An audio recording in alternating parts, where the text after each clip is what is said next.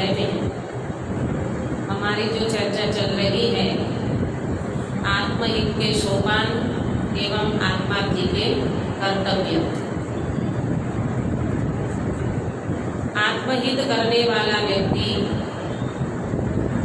वास्तव में जब तक उनका आत्महित नहीं होता तब तक वो व्यक्ति अपने कार्य को छोड़ता नहीं है। अभी हमारे पंडित जी अभिषेक जी ने बहुत प्रेरणा दी स्वाध्याय की। स्वाध्याय की महिमा उस व्यक्ति को आ सकती है जो व्यक्ति वास्तव में पाप भीरु और भव भीरु होगा। इसको आएगी महिमा पाप भीरुता और भव भीरुता। ये दो पात्रता के लक्षण हैं। हम समझते हैं कि पाप माने क्या, हिंसा, झूठ, चोरी, कुशील, परिग्रह, इनको हम पाप समझते हैं। वो पाप है, उसकी मना नहीं है, परंतु उसका पाप है मिथ्यात्व। ये तो बच्चे हैं उनके, आया समझ में? मिथ्यात्व माने विपरीत मान्यता, रॉन्ग बिलीफ, मिसअंडरस्टैंडिंग कैसे निकलेगी? स्वाध्याय करने से। आपको पता है गुरुदेव श्री 91 उनकी आयु थी। आपने कई जगह इनकी फोटो देखी होगी। वो नीम के पेड़ के नीचे गुरुदेव श्री स्वाध्याय कर रहे हैं। कितने सारे शास्त्रों का स्वाध्याय उन्होंने किया। 91 में नैरोबी प्रवचन करने गए, हमारी तो 62 में थक गए। मतलब कहने का ये है उन महापुरुष को हृदय में के जिन शासन के प्रति कैसा भाव होगा, अंदर में कैसा लगता होगा कि ये सभी जीव भगवान दिख रहे हैं तो भगवान की प्राप्ति करें, ये मिथ्यात्व से छूटे, ये भव भ्रमण से छूटे और भगवान बनने का मार्ग प्रशस्त करें। ये भावना पूज्य गुरुदेव श्री के हृदय में रहती थी, क्योंकि वो स्वाध्याय करते उन्हें जो समझ में आया, जो अनुभव में आया। गुरुदेव श्री हमेशा एक बात कहा करते थे, एक भी समय वेस्टेज नहीं करना। आप देखो, घड़ी को मिलाओ, आपको समझ में आ जाएगा कि गुरुदेव श्री का प्रवचन कैसे पंक्चुअल टाइम के, और ये सारा का सारा गुरुदेव श्री क्यों बचत करते थे समय की? वो इसीलिए स्वाध्याय करना। स्वाध्याय के बिना समझ में नहीं आएगा कि हमें वास्तव में क्या करना चाहिए। और जब स्वाध्याय करते हैं तो ये स्वाध्याय में जब रस आता है, जैसे लोक व्यवहार में जिसको जिसकी रुचि होती है ना, और वो व्यक्ति उसमें जाता है तो वो इतना गहरा उतर जाता है कि उसके अलावा उसे कुछ दिखता नहीं है। आत्महीन करने वाला जो जीव है वो स्वाध्याय करने बैठेगा तो उनको अंदर में इतना अच्छा लगेगा कि जिनवाणी के अलावा, स्वाध्याय के अलावा और भगवान आत्मा के अलावा उनको कहीं अच्छा ही नहीं लगेगा। इसीलिए राजकोट में हमारे लालचंद भाई के पास जब रहे तो वो हमेशा ये बात कहा करते थे, वर्तुल ने नानू करो, वर्तुल छोटा करो, आपकी परिधि को कम करो, आप अपना जीवन मर्यादित करो। वो ये बोलते थे, लांबू करो तो लपसी जसो, टूकू करो तो टकी जसो। क्या बोलते थे? लांबू करो तो लपसी जसो અને टूकू करो तो टकी जसो। थोड़ी बहुत गुजराती समझ में आई? अपन कितना लंबाईमान करते हैं। आप ग्रस्त दशा में हो, अगर आपको स्वाध्याय की रुचि होगी ना तो आप कहीं से भी समय निकाल लोगे।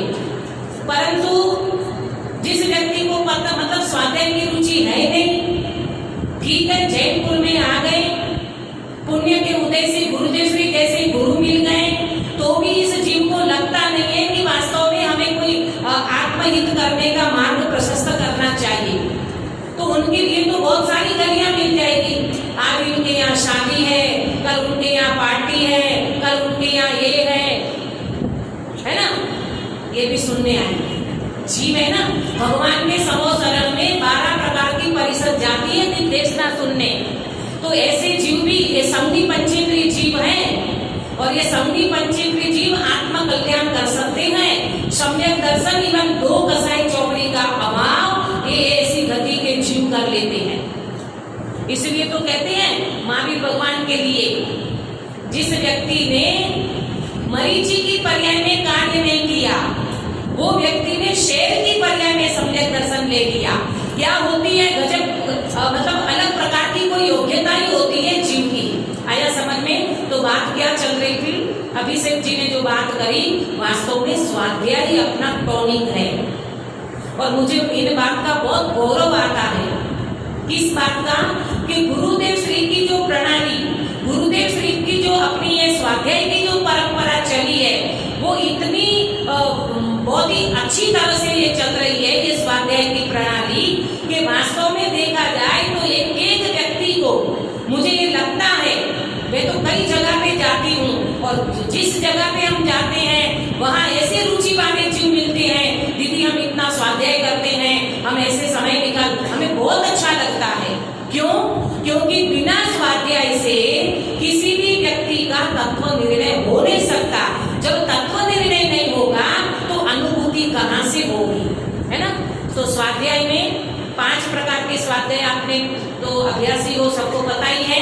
वाचना, प्रचना, अनुप्रेक्षा, आमनाय और धर्मोपदेश। बराबर? ये स्वाध्याय के जो 5 प्रकार बताए हैं, मेरे को जरा 2 मिनट की बात करना है। तो देखना, स्वाध्याय करने वाला व्यक्ति पहले वांचन करता है, शास्त्र का वांचन करता है। तो जो वांचता है वो ही तो पूछेगा, प्रश्न किसको उपस्थित होगा? जो पढ़ता है वो पूछेगा, जो पढ़ता ही नहीं है वो पूछेगा क्या? इसीलिए गुरुदेव श्री कहते थे 2-4 कलाक स्वाध्याय थवो જોઈએ। इसके बिना ये समझ में नहीं आएगा।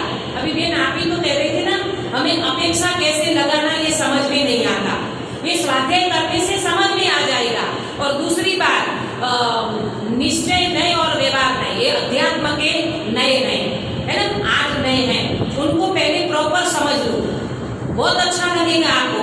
और वहां से आपको समझ में आ जाएगा कहाँ किसको मुख्य करना, कहाँ किसको गौण करना, किस अपेक्षा से बात चल रही है। और जिनवाणी में तो बहुत सारी अपेक्षाएं हैं, तो ये सारी बातें स्वाध्याय करने से समझ में आएगी। तो वाचना, फिर पूछना, फिर अनुप्रेक्षा है। अनुप्रेक्षा माने चिंतन, चिंतन करना, बार बार चिंतन करना।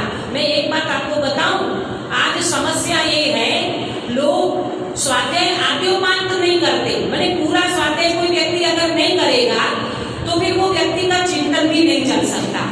देखो, लोक व्यवहार में, सुनना ध्यान से, लोक व्यवहार में आपका एक बच्चा है, हाँ, आपका एक बच्चा है, और वो बच्चा एग्जाम में फर्स्ट नंबर लेके आएगा, तो आप उनको ये कहते हो बेटा तू इस बार नंबर लेके आएगा ना, तो मैं पापा को बोलूंगी तेरे को बाइक दिलाऊंगी। क्या दिलाऊंगी? बाइक दिलाऊंगी। वो बच्चा इतना रुझान लेकर के, इतनी रुचि से पढ़ता है, और पढ़ करके वो बच्चा वास्तव में फर्स्ट नंबर लेकर के आया। अब मुझे बताना, वो बच्चा फर्स्ट नंबर लेकर के आया, परंतु उनके अंदर में क्या दिख रहा है?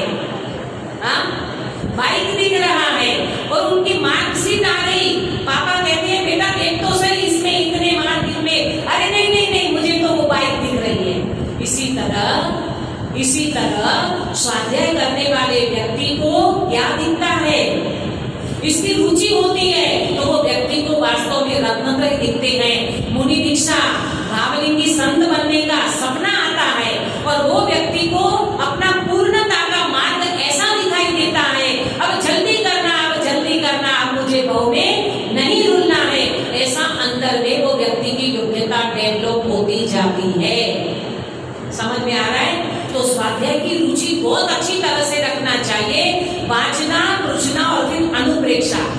अनुप्रेक्षा माने चिंतन, अनुप्रेक्षा माने मंथन करना। तो ये चिंतन मनन कब होगा? कई लोग ऐसे प्रश्न करते हैं, दीदी जी हम स्वाध्याय तो करते हैं लेकिन हमारा चिंतन नहीं चलता। ये बात बिल्कुल गलत है। आप दुनिया भर की चिंता तो करते हो, जो चीज वास्तव में घटित नहीं होने वाली है, अभी वर्तमान में कुछ पता नहीं है, वो भविष्य की कितनी कल्पनाएं करके चिंता लेकर के बैठ जाते हैं। चिंतन क्यों नहीं चलेगा? चिंतन जरूर चल सकता है, ईमानदारी से स्वाध्याय करना चाहिए तो चिंतन ही चलेगा। चिंता में तो भाव निकल गया। आया समझ में? और एक श्लोक आता है पद्मानंदी में, उत्तमाद्यात्म चिंता च मोह चिंता च मध्यमा अधमा काम चिंता च पर चिंता धमा धमा। आया समझ में? आत्मा की चिंता करने वाले व्यक्ति को उत्तम प्रकार का चिंता कहा। क्या कहा? आत्मा की चिंता करने वाला, उनको ये लगता है प्रभु मेरा भव ऐसा न चला जाए, मैं अंदर में ऐसी रुचि जागृत करूं, मुझे भगवान आत्मा की इतनी महिमा आवे, देव शास्त्र गुरु की इतनी महिमा आवे, जिन्होंने ये मार्ग दिखाया है वो मार्ग पे चलने के लिए मैं इतना अंदर से मेरी तैयारी करूं। अगर ये भव चला गया तो मेरे हाथ में अनंत काल के बाद ये भव मिलेगा कि नहीं मिलेगा क्या पता। आया समझ में? आत्मा की चिंता करने वाला व्यक्ति प्रॉपर स्वाध्याय करेगा और उनका स्वाध्याय का तरीका वांचन, रुचना, चिंतन, अनुप्रेक्षा और आमनाय। आमनाय का मतलब जो भी आपने पढ़ा है उसको क्या करना? पर्यटना, माने बारंबार उसको दोहराना। अपने जयपुर में थे ना वो अन्ना जी, है ना? अन्ना जी अपने बहुत कुछ कंठपाठ की योजना बनाते थे। हमारे देवलाली में भी बहुत आते थे। जब जब प्रशिक्षण शिविर लगते थे तो मैं भी अन्ना जी की क्लास में गुणस्थान में बैठी थी एक बार। तो बहुत साल हो गए, 25 साल तो में परिवर्तन हो गया, बिल्कुल स्टार्टिंग की बात है। तो वो कंठपाठ की जो योजना करते थे उसमें बच्चियां जो भी, तो इतना खुश होते थे और कंठपाठ जो बच्चा सुनाएगा उनको इनाम भी देते थे।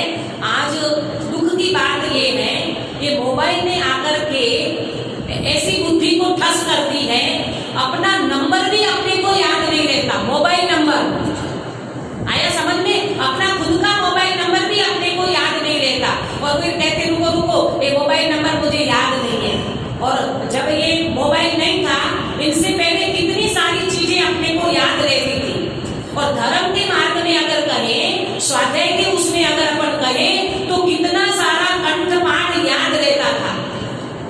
आज मोबाइल आने के बाद कोई भी स्तुति पढ़ना हो मोबाइल में देख लो, कोई भी भक्ति पढ़ना हो मोबाइल में देख लो, कोई भी भजन पढ़ना हो मोबाइल में देख लो। मैं भी शामिल हूँ इसमें। हम भी वास्तव में पहले हम श्वेतांबर में जब साधवी थे, मैं 50-50 भक्तियां ऐसे कंठस्थ कर लेती बोलो। और अब वो मोबाइल आ गया तो ऐसा लगता है लो मोबाइल में देख लो। आए ना, ये बीमारी है सबको और इससे हमारी बुद्धि ठस हो जाती है। हमें बिल्कुल वास्तव में कुछ याद भी नहीं रहता। मैथ्स की अगर बात करें, गणित की अगर बात करें ना, तो कोई पूछे 50 और 25 कितना होता है, 50 प्लस 25 कितना होता है, तो आजकल के बच्चे तुरंत कहते मोबाइल दो, मोबाइल कैलकुलेटर निकालो। आया समझ में? प्रभु ये अपनी पर्यटना, इसको कहते हैं आमनाय, है ना? कंठपाठ करो, बार बार उसको दोहराओ। आपने एक बात सुनी होगी कि पान सड़ा क्यों, घोड़ा अड़ा क्यों, रोटी जली क्यों और विद्या बिसरी क्यों? क्या जवाब है इसका? पलटा नहीं, है ना? पान सड़ा क्यों तो पलटा नहीं, घोड़ा अड़ा क्यों तो चलाया नहीं, रोटी जली क्यों पलटी नहीं। आप लोगों को तो अनुभव है ना? हाँ, रोटी जली क्यों तो बोले उनको पलटी नहीं। और विद्या भूली क्यों? हाँ, एक देव दर्शन की स्तुति भी पढ़ना हो ना तो ऐसा लगता है कि कॉन्फिडेंस से बोल नहीं सकते, ऐसा लगता है कहीं कहीं भूल जाएंगे तो फिर किताब निकालो, है ना? जिनेंद्र अर्चना निकालो। प्रभु ये विद्या इसलिए भूल जाते हैं, हम वास्तव में उनको बार बार पर्यटना करना चाहिए, उनको बार बार दोहराना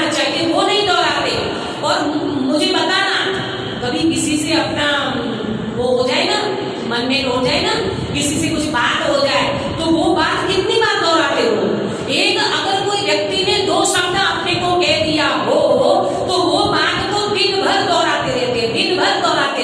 ऐसा बोला तो बोला क्यों, सबके सामने बोला क्यों, उधर तो नहीं कहना चाहिए, सबके सामने तो नहीं कहना चाहिए। अरे भगवान, 1-2 शब्द किसी ने कह दिया और ऐसे समय साथी जैसे महान ग्रंथ को सुनते हैं, भाषा वर्णना के पुस्तक के परिणाम अपन एक तरफ समझते हैं, तो इतनी बात भी अपन गौर नहीं कर सकते।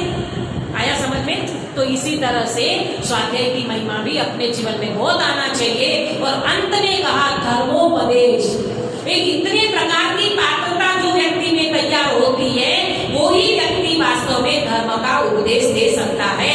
आधा अधूरे ज्ञान वाला व्यक्ति गंधर्व की गद्दी पे नहीं बैठ सकता। प्रॉपर ज्ञान होना चाहिए। कौन वक्ता कब किस प्रकार से क्या पूछ ले, तो वक्ता की बहुत जिम्मेदारी है उनको सारा ज्ञान माने प्रयोजनभूत ज्ञान तो उनका बिल्कुल प्रॉपर होना चाहिए। इस स्वाध्याय की अभी पंडित जी ने बात करी तो मुझे भी जरा भाव आ गया। बात ये है, आत्महित करने वाला व्यक्ति, जो हमारी चर्चा चल रही है विगत दिनों से, तो आत्म करने वाला व्यक्ति नंबर 1 वो व्यक्ति वास्तव में किसी से शिकायत नहीं करता। नंबर 2 वो व्यक्ति बिल्कुल भयभीत नहीं होता, है ना, वो व्यक्ति भयभीत नहीं होता। और यहाँ आत्महित के सोपान में बात बताई थी कि सबसे पहले वो व्यक्ति आत्महित की सच्ची भावना वाला होना चाहिए। कैसा होना चाहिए? आत्महित की सच्ची भावना वाला वो व्यक्ति होना चाहिए। दूसरी बात भी आपको करी थी कि उनके जीवन में तत्व विचार बहुत अच्छी तरह से होना चाहिए। तत्व विचार के बिना वो व्यक्ति वस्तु को कैसे प्राप्त करेगा? एक बात मैंने आपको बताई थी कल, तत्व विचार के बिना वस्तु नहीं मिलती और तत्व विचार से भी वस्तु नहीं मिलती। तो इन दोनों अब लगाओ बेग, अपेक्षा समझ में आ रही है?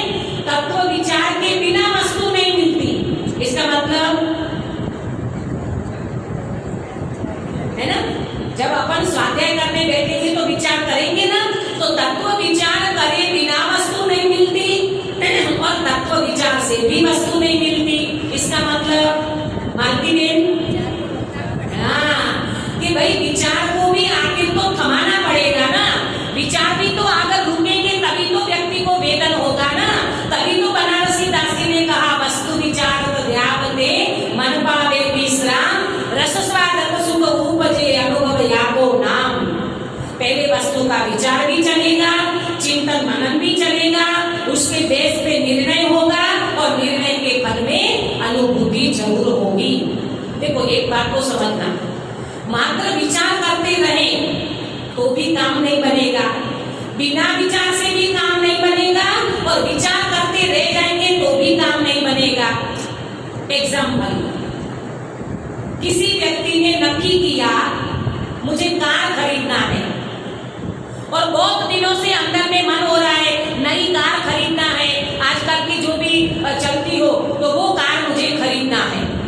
और कार खरीदने के विचार में 1 महीना से सोच रहा है, विचार कर रहा है, विचार कर रहा है, विचार कर रहा है, कार खरीदना है, कार खरीदना है। तो क्या विचारों में कार को खरीदना, तो विचारों में कार को खरीद लिया, विचारों में ऐसा विचार करता है फिर मैं कार में घूमूंगा, फिर मैं यहाँ घूमने जाऊंगा, वहां घूमने जाऊंगा। बोलो विचारों की कारों से घुमा जाता है क्या? हाँ, विचारों की कार से घुमा नहीं जाता, वो तो मात्र विचार चल रहा है।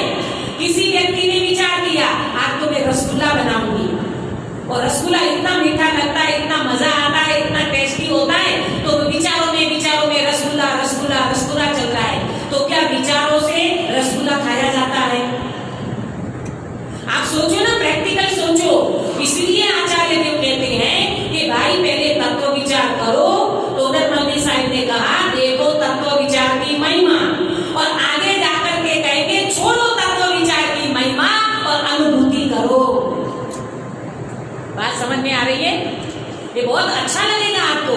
आप तो सब स्वाध्यायी हो, हाँ, इसीलिए बहुत आगे बढ़ना अपने को, जरा सा भी प्रमाद अपने जीवन में नहीं होना चाहिए। आया समझ में? तो क्या बात करी थी उसके बाद मैंने कि आत्मार्थी भयभीत नहीं होता, आत्मार्थी को किसी भी प्रकार का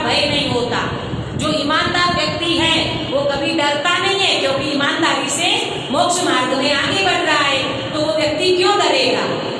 अब वो व्यक्ति कर्मों से भी नहीं डरता। आजकल अपने को लगता है तो गुरुदेव श्री का उदय हुआ, तो आज अपने को ये कर्म की थ्योरी समझ में आई और सामने स्वभाव समझ में आया, तो आज इतनी दम आती है। रे कर्म अपना ठाठ तू दिखाता है किसे, प्रतिकूलता का भी भय दिखाता है किसे। निरपेक्ष हूँ सदा ही मैं, निरपेक्ष रहूंगा, नरभव मिला है मैं अपूर्व कार्य करूंगा, ये मेरा निश्चय है सम्यक निश्चय। क्या कहा? ये कर्म तो किसको ठाठ दिखाता है? कर्म का भी ठाठ बहुत होता है। रे कर्म अपना ठाठ तू दिखाता है किसे, तू किसको अपना ठाठ दिखाता है? कभी मोह्य कर्म हावी हो जाता है तो अपना ठाठ दिखाता है, भ्रांति में भ्रमणा में डाल देता है, मिथ्यात्व अनंत रूप लेकर के आता है और उसमें ग्रहित मिथ्यात्व आ गया तो ऐसा लगता है ये बाबा के पास जाऊं कि वो बाबा के पास जाऊं, है ये देवी को मानूं कि वो देवी को मानूं। ये तो गुरुदेव श्री जैसे महान पुरुष आए और वास्तव में ग्रहित मिथ्यात्व को छुड़ाया, खुद ने छोड़ा और अग्रहित मिथ्यात्व को कैसे ये जीव नाश करे, माने अग्रहित को छोड़े। उनके लिए 45 साल तक डंके की चोट उन्होंने कारण परमात्मा दिखाया। बात समझ में आ रही है? हाँ, तो कभी भी नहीं डरना। कर्मों से क्या डरना? कर्म विचारे कौन, भूल मेरी अधिकारी, अग्नि सहे घनघात द्रोह की संगति पाई। कर्म तो बिचारे पापड़े हैं, कोई जड़ है। वैसे कहते हैं कर्म तो मिट्टी का ढेफा है, मिट्टी का ढेर है। कर्म इसी कल्पु कार्बन वर्गना, कार्बन वर्गना है ना, कार्बन वर्गना रॉ मटेरियल है, वो फिनिश गुड में कब आता है? जब कार्बन वर्गना कर्म रूप परिणमित होती है। इसको लेकर के जीव का भाव, जीव के परिणाम, ये परिणाम जब जीव यहाँ पर करता है और परिणामों का निमित्त पा करके एक कार्बन वर्गना कर्म रूप में परिणमित होती है और तब जाकर के आत्मा प्रदेश के ऊपर आकर के वो कर्म लगते हैं। बात समझ में आ रही है? तो क्या कहा यहाँ पर कि कर्मों से भी नहीं डरना, कर्मों से भी नहीं डरना। कर्म तो जड़ है, अरे कर्म कर्म में बंधते हैं। जीव तो वास्तव में अकर्मी निष्कर्म स्वभावी भगवान आत्मा है, लेकिन इसको समझने के लिए और इसको प्रॉपर अपने जीवन में उतारने के लिए वेद विज्ञान का अभ्यास करना पड़ेगा। ऐसी बातों से काम नहीं होगा। आया समझ में? वेद विज्ञान क्या करना होगा कि शरीर कर्म और कषाय, इनसे ये भगवान आत्मा बिल्कुल भिन्न है। आया समझ में? शरीर कर्म और कषाय, द्रव्य कर्म, भाव कर्म, नो कर्म, इसके लिए पूरा समय शांति समर्पित है। द्रव्य कर्म, भाव कर्म और नो कर्म से वेद विज्ञान कराया है। आया समझ में? तो ये बात को अंदर में लेके चलो कि कर्म का उदय कैसा भी आवे, मुझे बिल्कुल भय नहीं लगता, क्योंकि आत्महित के लिए इस मोक्ष मार्ग में मैं निशंक चलता हूँ, निर्भय चलता हूँ। चंदन बाला को ध्यान से सुनना, चंदन बाला को जब मूला सेठानी, वो थी ना जो मूला सेठानी, तो उन्हें क्या करा, उनको वो सेठ जी बाहर गए और उनको पूरा मस्तक का मुंडन करा दिया, हाथ में बेड़ियां बांध दी और जाकर के कमरे में उनको डाल दिया। यहाँ वो सेठ वापिस आए, आकर के देखा उनका तो माथा एकदम ठनक गया, क्योंकि वो तो बिल्कुल पुत्री जैसे मानते थे ना, इतने लंबे बाल चंदन बाला का, और आते ही उन्हें देखा, अरे रे ये क्या करा, ये किसने करा, ये पराक्रम किसने किया, इतना गुस्सा आया। तब वो चंदन बाला निर्भयता से कहती है, पिताजी आप बिल्कुल चिंता मत करो, आप बिल्कुल एक्साइट मत हो। क्यों? अगर ये घटना नहीं होती, ये घटना अगर नहीं होती तो महावीर मुनिराज को आहार दान में कैसे दे सकती? बोलो बोलो, कैसी सोच है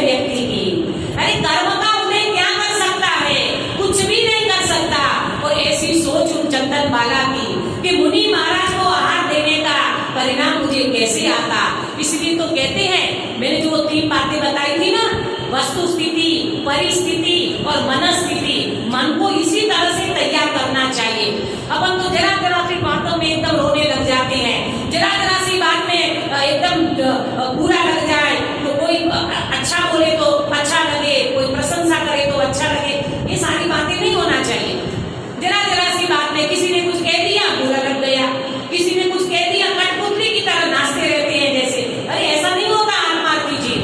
अरे आत्मार्थी जीव तो ऐसा होता है, कैसा भी विचित्र प्रकार का उदय आ जाए तो भी वो व्यक्ति डरता नहीं है, घबराता नहीं है, निसंग होकर के मोक्ष मार्ग में आगे बढ़ता है। बात समझ में आ रही है? ये बहुत ताकत चाहिए प्रभु। ये स्वाध्याय के बिना ताकत नहीं आएगी। उदय तो बहुत विचित्र प्रकार के आ सकते हैं, कैसे कैसे कर्म के उदय आते हैं, बहुत विचित्र प्रकार के। अभी तो अपन मालूम सब पुण्य के उदय में जी रहे हैं, शरीर में नख में रोग नहीं है, इंद्रियां सारी अच्छे से काम कर रही है, हर प्रकार की अनुकूलता बनी हुई है। और कहते हैं ये चमड़ी उधेरो ना, ये चमड़ी को ऐसा करो तो अंदर में कितने तो रोग पड़े हैं, हाड़ मांस चाम की बनी हुई है, इसमें तो वास्तव में कोई दम नहीं है। मिट्टी में मिट्टी मिल जाएगी, 200 ग्राम राख होकर के उड़ जाएगी। कौन वासंती दीदी और कौन कौन, कोई याद नहीं करने वाला।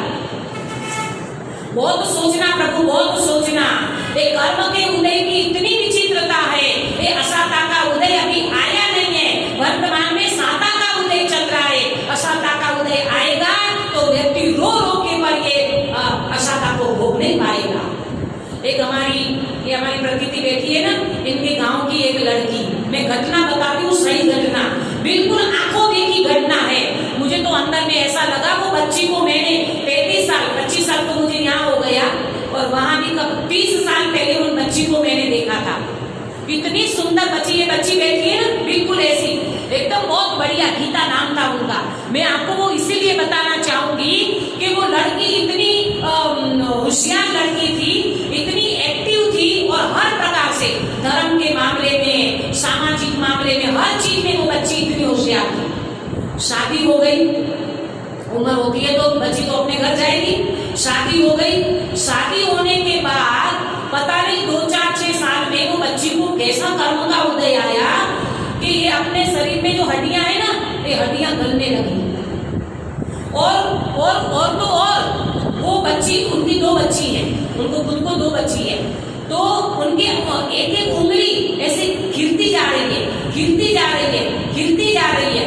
वो बच्ची का बॉडी मैंने देखा, मेरे घर पे आई थी तब, उनकी आवाज से मैंने पहचाने कि ये गीता है, वरना उनकी बॉडी बिल्कुल हाड़ पिंजर, उनको देख करके कोई व्यक्ति पहचान ना सके।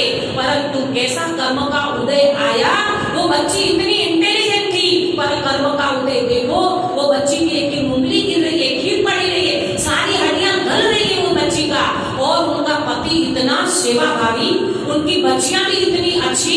उनका पति कहता है, जब तक मेरे में सांस है तब तक मैं इनकी सेवा करूंगा, मैं इतना पैसा लगाने को तैयार हूँ। बोलो, मतलब एक तरफ से पुण्य का उदय इतना, परंतु उनका खुद का कर्म का उदय तो देखो, ऐसी उंगलियां खिलती जा रही है। वो बच्ची ऐसी बिल्कुल हाथ पिंजर हो गई। मैंने कहा, गीता बेटा ये क्या हुआ तेरे को? कहती है, दीदी पता नहीं, वो ऐसा ही कोई कर्म का, लेकिन उनकी आवाज सुनो। हालांकि वो तो श्वेतांबर, उनको तो कोई भेद विज्ञान है नहीं, परंतु कर्म के ऊपर उनको इतना हो कि मैंने पूर्व में कोई कर्म बांधा होगा, पूर्व में मैंने कुछ ऐसा किया होगा कि जिसके रूप में आज मेरी ये हालत हुई है। लेकिन वो बच्ची की आवाज और धर्म के प्रति, शुभ भाव के प्रति जो श्रद्धा, वो मुझे देख करके ऐसा लगा, रे प्रभु जीव तू जाग जाग चेत जा। कब कैसा उदय आएगा पता नहीं है। 3 बात हमेशा याद रखना, 3 बात। आयु का अंत कब होगा पता नहीं है, आयु कब पूरी हो जाएगी पता नहीं है, और कर्म का उदय कब कैसा आएगा पता नहीं है। कितनी बार बोली बेटा, दोहराओगे? बोलो। पता नहीं, पता नहीं। और तीसरा, कर्म का उदय कब कैसा आ जाएगा कुछ पता नहीं है। ओहो, आया समझ में? मैं तो बच्ची को देखा, तब से मुझे ऐसा लगा, अरे प्रभु कि बच्ची ने सोचा होगा क्या इस प्रकार का कर्म का उदय आएगा, अब वो व्यक्ति चाहते हुए भी अपने जीवन में क्या कर पाएंगे। इसीलिए तो कहते हैं जब तक अपने शरीर की अवस्था अच्छी है, कोई रोग नहीं आया है, हर प्रकार से इंद्रियों की अनुकूलता है, और इसी समय में अपन स्वाध्याय करके अपना तत्व निर्णय नहीं करेंगे तो फिर कहाँ जाकर के डेरा डालेंगे प्रभु, कोई पता नहीं है। आया ना समझ में? तो कहने का मतलब ये है कि कभी भयभीत नहीं होना, कर्मों से डरना नहीं, परंतु सावधान होकर के मोक्ष मार्ग में लगना चाहिए। आज मुझे एक बात और करना है, 9:30 तक लेना है कि पूरा करूं? आज एक अगला जो मुझे लेना है आत्मार्थी का जीवन। तो बोले आत्मार्थी का जीवन वास्तव में अनासक्त होता है। कैसा होता है? आत्मार्थी को आसक्ति नहीं होती, वो अनासक्त जीवन जीता है। देखो जब हमने इतने स्वाध्याय कर लिया, हर प्रकार से हमने देख लिया, 5 इंद्रिय के विषय भोग भी जीव ने देख लिया, अब उस व्यक्ति को कहाँ सुख भाषित होगा? हाँ, आत्मार्थी जीव को कहीं पर भी सुख भाषित नहीं होता, इसलिए 5 इंद्रिय के विषय भोग में वो उनको आसक्ति नहीं होती। मोक्ष मार्ग प्रकाशक जी शास्त्र में टोडरमल्ली साहिब ने लिखा है, हिंसा में प्रमाद परिणति मूल है, और दूसरा क्या है? हिंसा में प्रमाद परिणति मूल है और विषय में अभिलाषा मूल है। अभिलाषा कहो, इच्छा कहो, महत्वाकांक्षा कहो, और उससे व्यक्ति की आसक्ति बढ़ती है। जैसे जैसे व्यक्ति को साधन सामग्री मिलता है ना, वैसे वैसे वो व्यक्ति की आसक्ति बढ़ती चली जाती है। लेकिन आज मैं आपको वो विद्वानों का एग्जाम्पल देने वाली हूँ कि जिनके जीवन में दरिद्रता तो थी, माने वो संपन्नता नहीं थी, आर्थिक संपन्नता नहीं थी, परंतु उनके जीवन में अनासक्त भाव कैसा था। कवि भागचंद जी, सुना है नाम? कवि भागचंद जी, उनके जीवन में कैसा अनासक्त भाव। एक बार वो यात्रा पे निकले थे, है ना, यात्रा पे निकले थे, तो वहां पर कोई धर्मशाला, अपने जीव मंदिर था, वहां पर वो रात रुके हुए थे, और वहां सुबह शास्त्र जी धर्मसभा चल रही थी, प्रवचन चल रहा था, और उनकी पत्नी धर्म पत्नी ने कहा कि बच्चों बाबू के लिए थोड़ा सा दूध ले आओ। तो वो दूध लेने के लिए गए, तो इतने में मंदिर पड़ा, रास्ते में धर्मसभा चल रही थी। देखो ज्ञानियों को कहाँ रुचि लगती है, तो वहां बैठ गए वो तो प्रवचन सुनने के लिए, और अंत में जिनवानी स्तुति बोली, कोई भजन ऐसे चल रहा था, तो वो भागचंद जी का भजन था। तो बीच में कोई व्यक्ति अटक गया, तो बोले कि अब ये आदमी आ रहा है, तो उन्हें पूर्ति करी, माने वो भजन की पूर्ति करी। तो बोले आपको ये भजन कैसे आया? ये भजन तो भागचंद जी का है। तो बेचारे शर्म गए, कहते कौन? वो तो बोले भागचंद जी तो मैं हूँ। ओहो, उनकी हालत देख करके, उनका ये देख करके उनको लगने लगा, अरे इनको तो स्थिति अच्छी नहीं लग रही है। तो कहे आपकी पूरी व्यवस्था समाज करेगी। क्या बोले? वहां के जो मुमुक्षु भाई होंगे, बोले आपकी पूरी व्यवस्था हम करेंगे। तब भागचंद जी का शब्द सुनना, अहो आज लक्ष्मी रूठी है, तो ये मेरी हालत है, और मुझे जिनवाणी माँ से दूर नहीं रहना है, मुझे इस प्रकार की व्यवस्था नहीं चाहिए। प्रभु जो भी कुछ है, मैं जिनवाणी माँ की गोद में रहूं, मैं तो यही भावना रखता हूं। कैसा अनासक्त भाव। सदाशिव दास जी का नाम सुना है?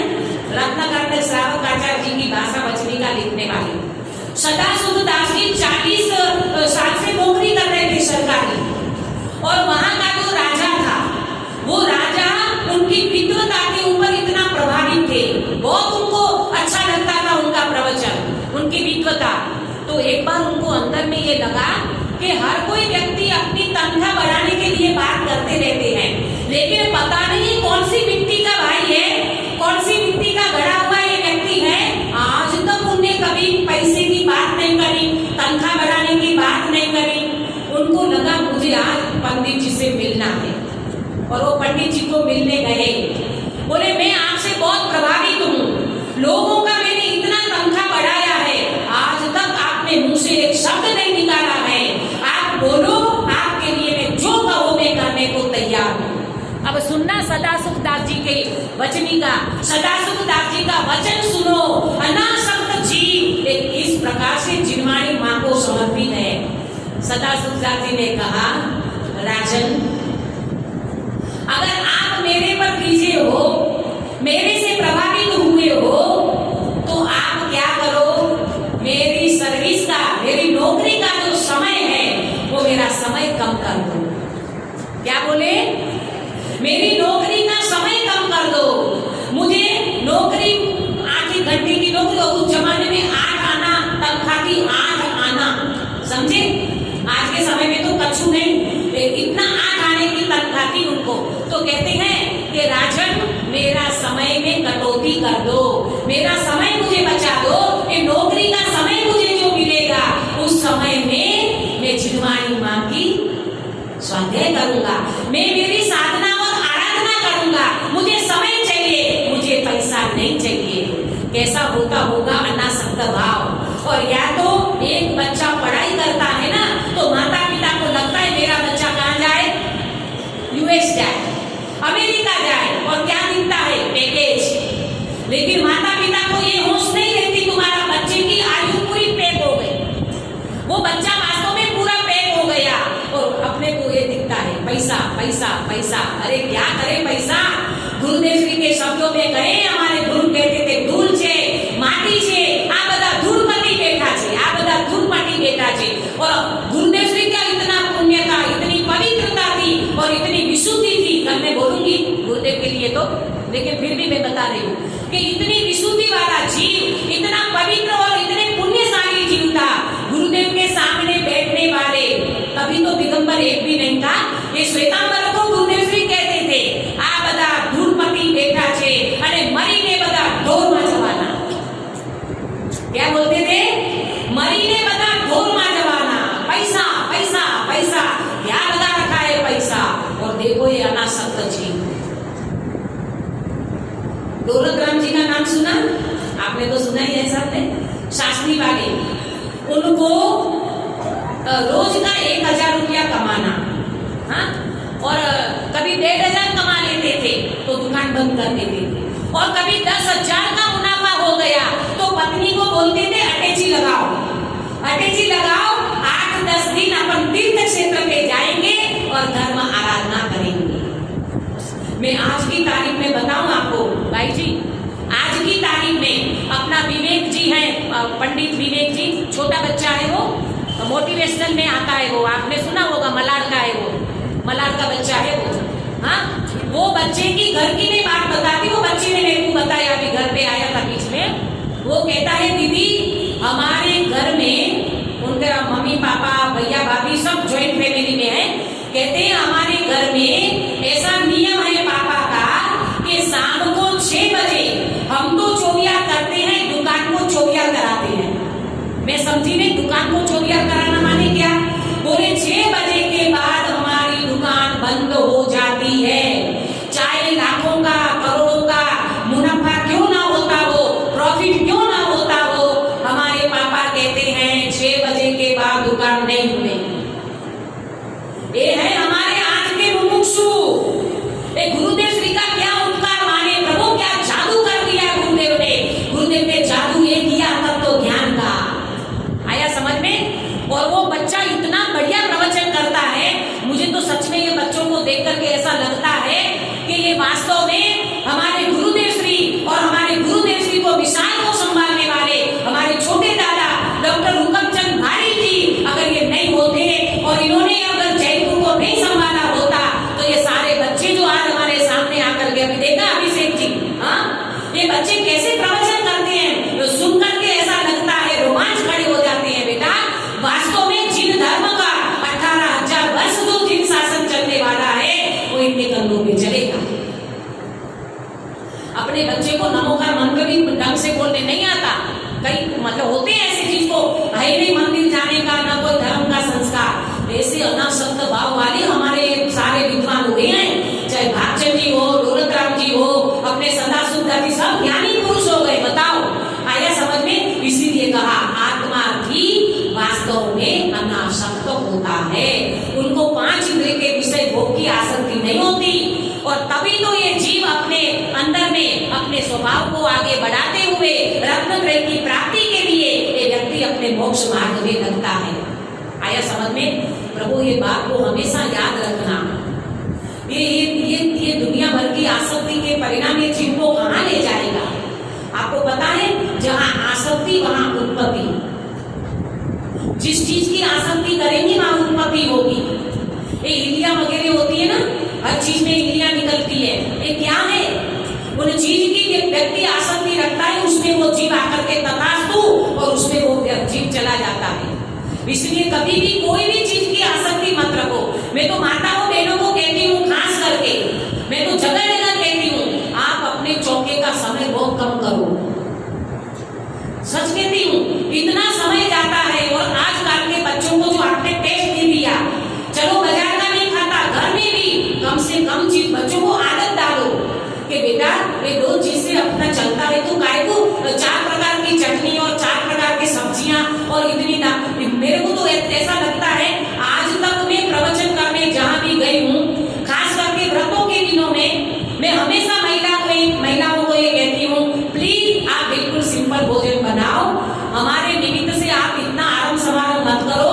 हमको सब्जी रोटी अच्छी लगती है, लेकिन आप लोगों की भावना, आप लोगों का वात्सल्य, आज तक मुझे एक घर ऐसा नहीं मिला कि जहां हम भोजन करने गए वो हमको सब्जी रोटी केवल खिलाई हो। ये आपका साधन भी वात्सल्य प्रशंसनीय है, परंतु मैं तो आप लोगों को भी कहती हूँ कि वास्तव में बहुत कम समय अपना चौके में लगे। ये चौका चूल्हा करके जिंदगी निकल जाएगी। आप लोग घर गृहस्थी में बाल बच्चों को बड़ा करो, फिर चौका चूल्हा करो, ये करो वो करो, ये स्वाध्याय कब करेंगे अपन? इसीलिए समय का बचाव करो, जितना बने उतना अपन कम समय दे करके इन मार्ग में लगे, स्वाध्याय में लगे। ये अनासक्त भाव ऐसे नहीं आ जाएगा। आया ना समझ में? ये सारी चीजें पढ़ते पढ़ते ऐसा लगने लगेगा। श्रीमद राजचंद्र जी की मैं आपको बात बताऊं। श्रीमद राजचंद्र जी बहुत छोटी उम्र के थे और बहुत छोटी उम्र में इनको इतना अनासक्त भाव था। ऐसा कोई वैरागी जीव था। हमारे गुजरात में 2 संत, एक श्रीमद राजचंद्र जी और एक अध्यात्म योग सृष्टा पूज्य गुरुदेव श्री कांजी स्वामी। ये 2 संतों ने कमाल किया हमारे गुजरात के ऊपर। आज भी हमारे गुजरात में ये 2 संत के लिए पूरा मुमुक्षु समाज तो गुरुदेव के लिए समर्पित है, और बाकी सारा समाज कांजी अपने श्रीमद जी को भी इतने मानते हैं। श्वेतांबर वाले भी बहुत मानते हैं। तो श्रीमद राजचंद्र जी का अनासक्त भाव देखो आप। हीरा के व्यापार चलता था उनका, हाँ? और उनकी पेटी चलती थी भुवनेश्वर में।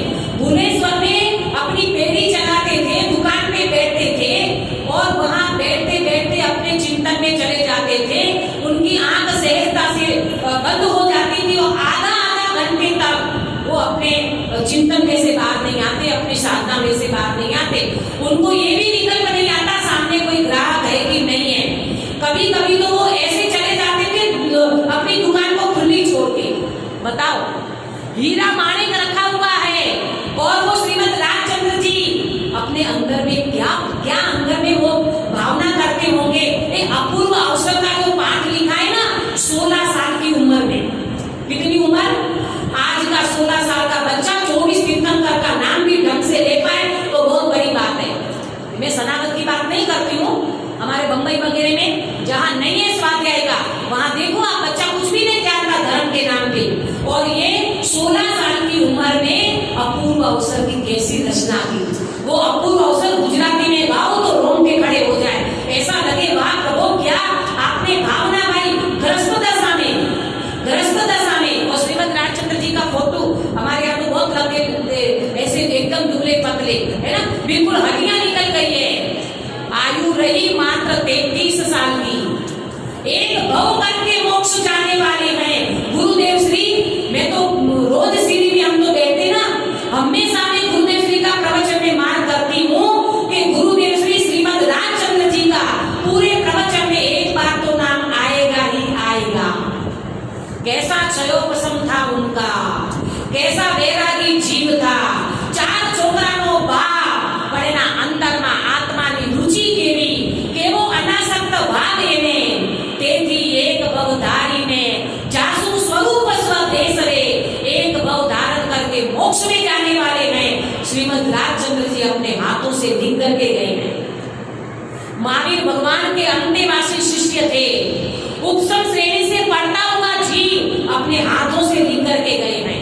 आप कल्पना कर सकते हो कि एक व्यक्ति इतनी ऊंची वितरागता को प्राप्त करके भी एक व्यक्ति का पतन हो सकता है। अपने को कितना सावधान रहना चाहिए।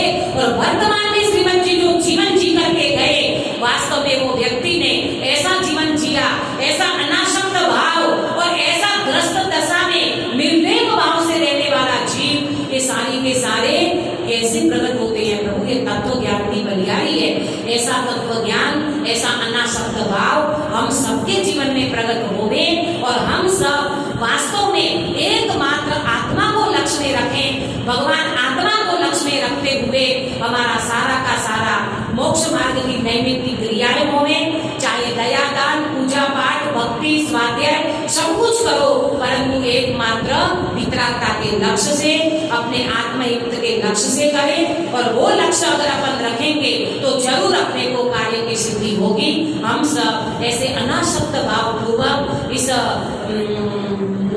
कहना चाहिए कि मनुष्य पर्याय में हमारी वर्तमान में जो भी हमारा शेष जीवन बाकी है, उसमें एक में मात्र एक आत्मा ही आत्मा हमें नजर में रहना चाहिए, लक्ष्य में रहना चाहिए। भटकने का स्थान बहुत है, अटकने का स्थान बहुत है, लटकने का स्थान भी बहुत है। 84 लाख योनियां पड़ी है, जीव कहाँ भटक जाएगा, कहाँ अटक जाएगा, कहाँ पटक जाएगा, कहाँ लटक जाएगा, कुछ नहीं कह सकते। प्रभु अभी बता रहे थे ना भैया, 3 खंड के अधिपति कृष्ण महाराजा को पानी पिलाने वाला कोई नहीं मिला और द्वारिका नगरी रची तो कैसी रची देवों ने। कोई कल्पना कर सकते अपन? आज का करोड़पति का करोड़पति बन जाएगा। आज एक कंचन वर्णी काया में कल कैंसर की गांठ भी निकल सकती है। इसीलिए बिल्कुल भी अभिमान करने की जरूरत नहीं है, सावधान होने की जरूरत है। हम सब सावधान होकर के इतने सुंदर आयोजन के समय में हमारी भावनाओं को बहुत आगे बढ़ाएं और रत्नत्रय की प्राप्ति करके हम सब मोक्ष मार्ग को प्रशस्त करें। इस मंगल भावना के साथ मैं बात को विराम देता हूँ।